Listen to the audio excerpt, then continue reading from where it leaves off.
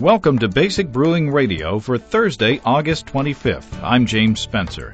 Here at Basic Brewing Radio, we're all about home brewing, making beer at home. This week on Basic Brewing Radio, we talk about how malt extract is made and some of the factors affecting its quality with Bob Hansen from Briess Malt and Ingredients Company. But before we talk to Bob, I want to say howdy to a couple of folks who've written in, and I want to solicit some input from all the homebrewers out there who are listening. Jerry from Rocky Mount, Virginia writes in to say he likes the podcast and says he's trying to find the time to dust the cobwebs off his brewing equipment to brew a batch or two. Jerry says he's got all the gear and is an experienced homebrewer, but other demands on his time have pulled him away from the hobby. Jerry, I know the feeling, and I hope you find time to jump back in soon. I also want to say howdy to Greg and Julie from Fayetteville, right here in northwest Arkansas, whom I met at the home brewery right before Andy Sparks and I recorded an interview for a future show. Greg and Julie are listeners to the podcast and are kind of on the other side of the coin from Jerry. They haven't been brewing very long, but they're brewing a lot, and they're introducing their friends to good beer. So good for them. Keep it up. And Andy in Chicago writes in to say he also enjoys the show and suggests we dedicate a program to sanitation. Or is it sanitization? Sanitizing brewing equipment to keep the critters out of your beer that produce off flavors and compete with your yeast. I wrote back to Andy and told him what I prefer to use to sanitize my equipment, but I know there are a lot of options out there and the topic can be controversial, so I want to make sure we hear from all sides. That's where you come in. We'd like to hear from you. What products and methods do you use to sanitize your equipment? We'll take a very informal poll and see what our listeners are using. You can send us your information at james@basicbrewing.com or use the contact page on basicbrewing.com. And be sure to tell us where you're from. I'd love to see where our listeners are. So, help out Andy in Chicago. Let us know what you use to sanitize your gear, and we'll have a show in the near future on that topic. Now, on to this week's interview. Bob Hansen is a Technical Services Manager of Briess Malt and Ingredients Company. If you'll remember last episode, Bob took us through the malting process. This week, we asked Bob to tell us how malt extract is made, and he starts the process with malted grain. In some instances, it's exactly what brewers are going to be familiar with, and then it goes through the brewing process. In other instances, it's not. There's an important distinction to make in malt extract between that malt extract which is used for brewing and that which is used in the food industry for baking and making cereals. Now, where they're both can be called malt extract, how they're manufactured, the ingredients are used, and the end product can be very different. To give you an idea, food-grade malt extract is often made specifically to be used as a darkening or coloring agent somewhere in a food process. So, for example, almost all the cereal flakes in the world are made by taking something like corn, raw out of the field, mixing it with a little bit of sugar and malt extract, and when I say a little, I mean 1 to 2%, and cooking it under pressure for several hours. This causes it to get very dark, and it takes away the raw flavor of the grain and gives it a pleasant cooked flavor. So this malt extract is used basically as a reaction flavor for the cereals. And if you look at corn flakes or any of the cereals that are out there, you'll see oftentimes malt extract is a minor ingredient in their formulation. The flavor, purity, and the color that they're looking for these extracts is really not as important as its sugar and protein content, because it's basically acting as a reaction flavoring compound for them. So oftentimes, food-grade malt extract, and there's a lot more food-grade malt extract produced in the world than there is brewing-grade malt extract, is made using not nice brewer's malt, but made using CD-cut distiller's malt, high diastatic power, very cheap, what would be normally considered feed-grade malt. Or food-grade malt. So its flavor is not as good, and it's oftentimes very dark. It then goes through some sort of mashing process, some sort of separation process, and concentration, similar to what we'll talk about in a minute. However, it doesn't necessarily use brewing means. So they aren't worried about making a clear wort at all. It's okay if it's cloudy and full of protein. So they may use centrifuges or other alternative means of separation because they're not trying to remove any of the trub or protein. That's oftentimes extra protein, which is good for them. Additionally, their process, it may be concentrated only under partial vacuum because color is not as important of an issue. And if it's not dark enough at the end of the process, they may heat the extract to get it really dark, which heating extract doesn't give you good flavors. So first and foremost, I want to kind of distinguish between brewing grade and food grade malt extract. So if you're making an extract brew, be sure to get the stuff that's specifically for brewing beer. Exactly. And there are plenty of reputable brewing grade extract manufacturers out there. Briess is one of them. People like Cooper's, Muntons. You want to make sure that the extract you're buying is made in a brewery. Because then, as I promised I'd get to, the first process is basically the brewing process, the one that brewers are familiar with. Here we have, at Briess, we've got brewmasters, and we have a 500-barrel, 4-vessel brew house.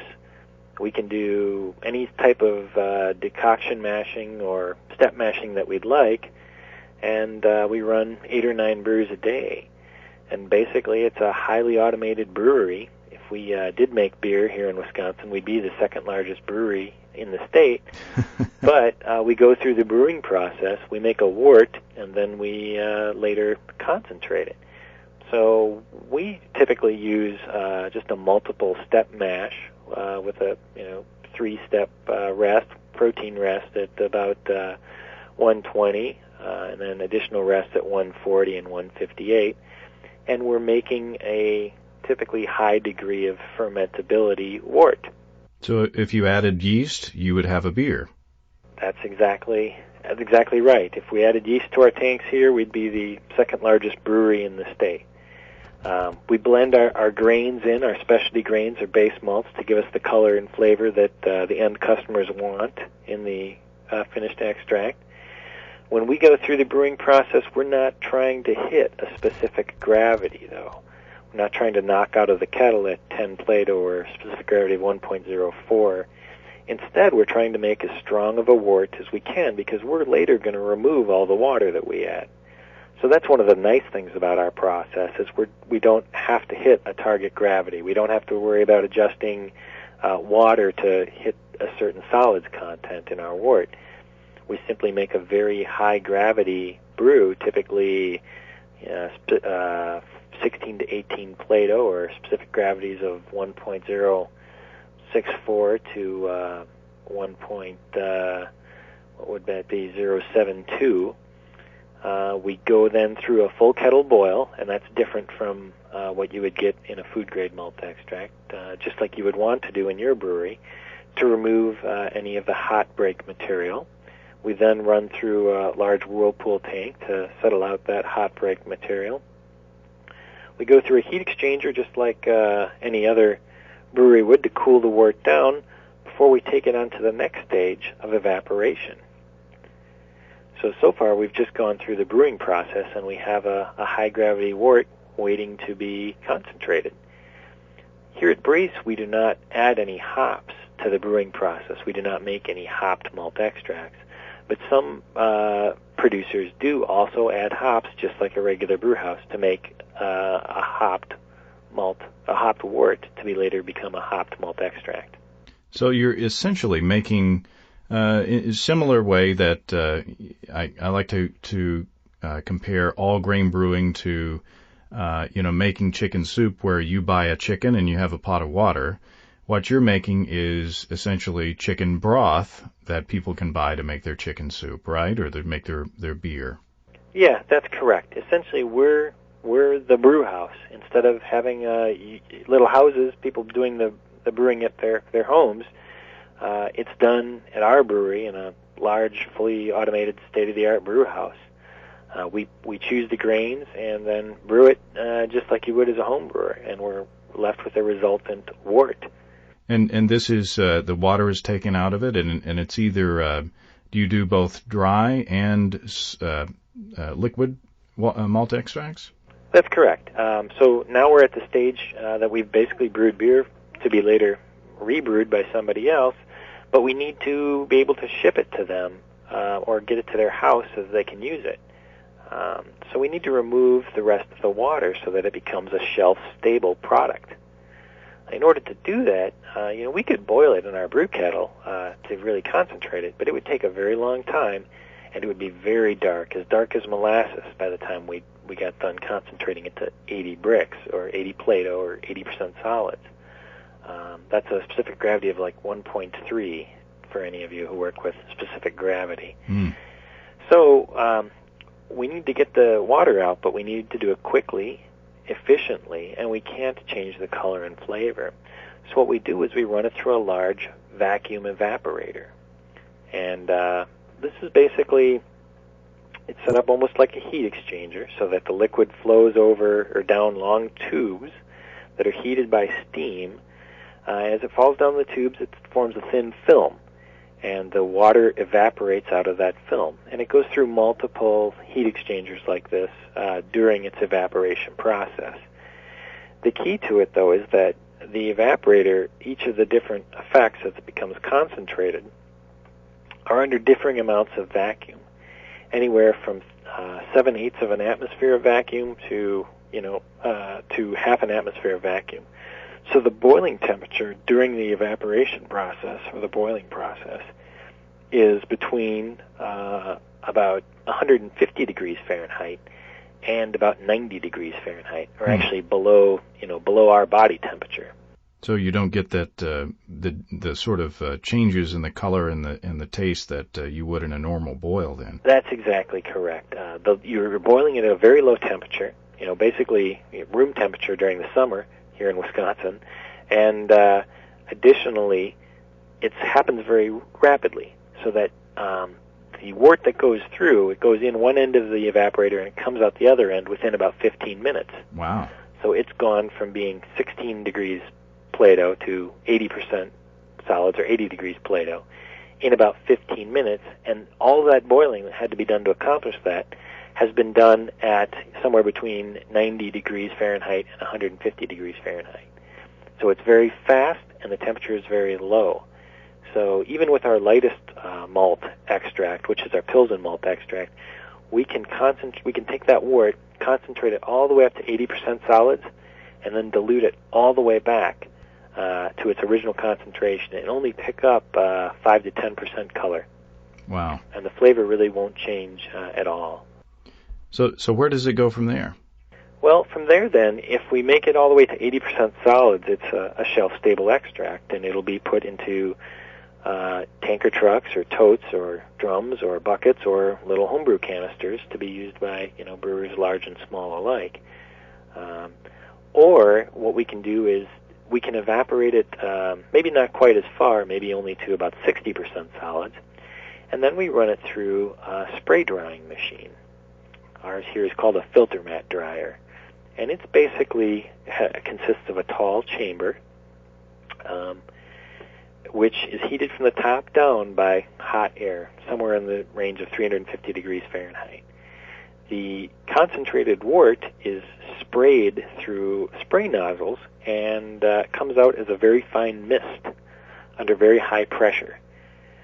Because it's under high pressure and it's a fine mist, it forms very small droplets which have a lot of surface area, and they evaporate very quickly. So that in the presence of this hot air, all the moisture almost instantly flashes right out of the wort. And inside this tall chamber then, it basically snows little dry particles of malt extract. Because of the high airflow rate, small droplet size, and rapid evaporation, the wort, even though it's exposed to high temperatures, goes through evaporative cooling, and the temperature never gets very high. So again, it doesn't darken really at all during the process.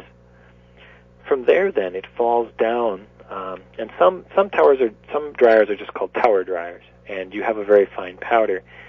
here we have a filter mat, and what that does is it falls down and lands on a porous mat, which then it slowly cools on. Because it slowly cools, the particles help to stick together, and they form larger particles or agglomerates.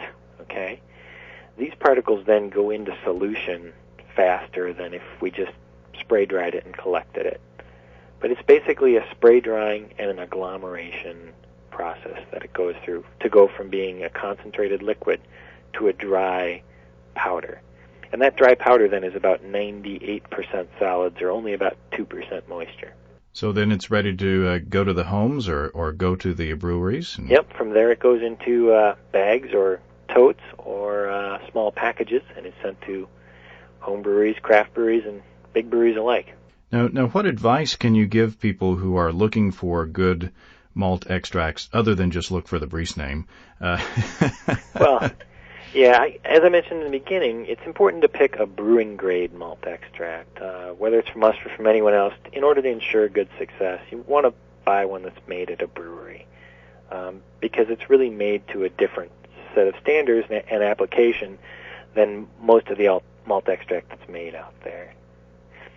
Additionally, a lot of people talk about the differences in color between liquid extracts and dry extracts. Dry extracts in general will make a lighter colored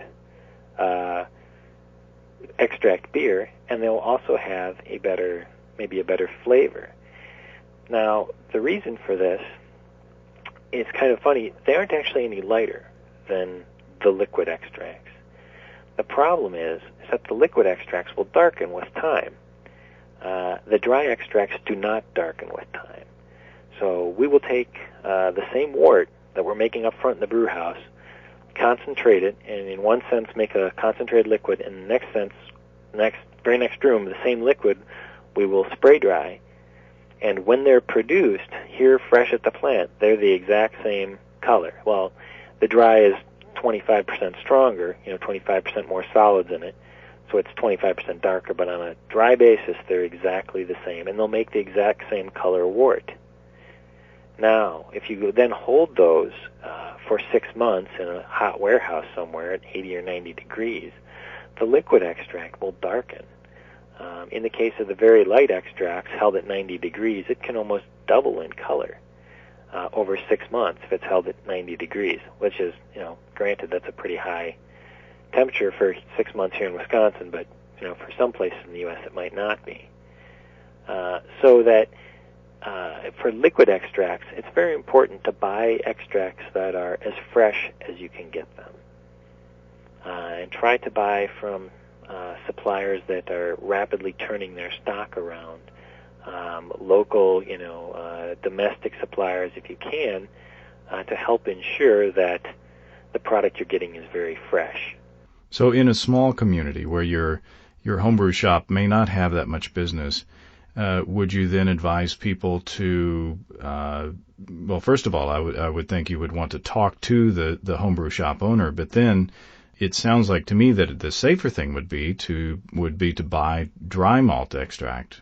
That's probably the best way to ensure that you're going to have a light and high quality extract brew beer, and that's what extract brewers will often tell you that that's the way to go. Like I said, they'll say that it's lighter in color, but really it's not. If they could get it fresh out of the plant, the liquid would be just as light as the dark. Are there similar impacts on flavor as well? Exactly. The reactions that occur are Maillard type reactions that occur in the liquid over time. The problem is, so the same kind of reactions that are occurring in the malting process, but that's the main type of browning reaction in most foods. And the problem is at the moisture content and state that they're in malt extracts, when they darken, they don't make. They also get flavor development, and those flavors are not typical of what you'd have in malt. They may be molasses-like flavors, they may be licorice-type flavors, but they're not malt-related flavors. And this is the source of what people call an extract twang or an extract flavor. Some people describe them as caramelized. they're not from any sort of caramelization reaction. They're really more from these Maillard reactions occurring in a low moisture environment at intermittent temperatures. In fact, if you wanted to do an experiment, you could simply heat some malt extract, put it in a water bath or on a stove, and you can literally watch it darken. It gets very dark. But if it's stored if you take malt extract liquid and you store it in a refrigerator, it will not darken over time. So the darkening reactions that happen that give it these off colors and flavors are highly dependent on the temperature and also on, of course, on the time. So that we've done shelf life experiments here at Briess, for example, and I gave a talk about this at the last AHA. I think there's some information available from that online that shows that, at 90 degrees, a light malt extract can double in color over 6 months. But at room temperature, it doesn't happen it would take 2 years for it to double in color, which is beyond the recommended shelf life of most, malt extract manufacturers. And under refrigerated conditions, it would take, 200 years. So the reactions happen kind of exponentially greater with increasing temperature. So know your malt extracts and know where they come from. Make sure it's coming in fresh and stored well. I say domestic just because you have a bit of a better chance, but honestly, if it's a domestic extract that's been sitting on the shelf for a year and it's not moving, you'd be better off to buy the fresh import that's constantly being turned around. But you definitely want to know what you're getting in terms of, is it a brewing grade malt extract, so know who manufactured it, and additionally know how fresh it is. Good advice. Any last words to wrap up? I guess I would talk a little bit quickly about also working within the limitations of malt extract, in that you can see we do run through the brewing process, but we are the malt bill has been chosen by us here at Briess when you buy our extracts. So that, and also if we hop them, the hopping rate has also been chosen. So it's important to consider when you're buying basically a concentrated wort, because that's what we call them and other people call them as well. It's important to consider what malts and hops were in that and maybe what you want in your finished beer. But do realize that these are typically, if you buy one from a brewing grade manufacturer, they're produced in state-of-the-art breweries by brewmasters. And one manufacturer's light dry malt extract may be different from the next manufacturer's light dry malt extract. That's correct. Everybody, they may have a slightly different brew house. They may brew to slightly different specifications because that's what their customers want. Well, again, I appreciate your time. Bob Hansen, Technical Services Manager with Briess Malt and Ingredients Company. Very, very interesting information, and we hope to have you back one day. Thanks. I'd love to be on again. We appreciate Bob Hansen of Briess Malt and Ingredients Company for taking time to talk to us. Next week, we talk with Gerard Lemons of Brewer Supply Group about hops. Don't forget, if you want to weigh in on the sanitation issue, we'd be happy to hear from you. Also, if you have brewing questions, show suggestions, or just want to say hey, write to james@basicbrewing.com or just fill out the contact form on basicbrewing.com. Don't forget to tell us where you're from. And while you're on our site, you can check out our DVD, Basic Brewing, Introduction to Extract Home Brewing. You can see a listing of the fine folks across the country who sell our DVD, and if there isn't a vendor in your area, you can order it online. Well, that's all until next week. Until then, thanks for listening. I'm James Spencer. Production help for Basic Brewing Radio and our website is provided by Kelly Dodson. Basic Brewing Radio is a production of Active Voicing. We'll talk to you next time. So long.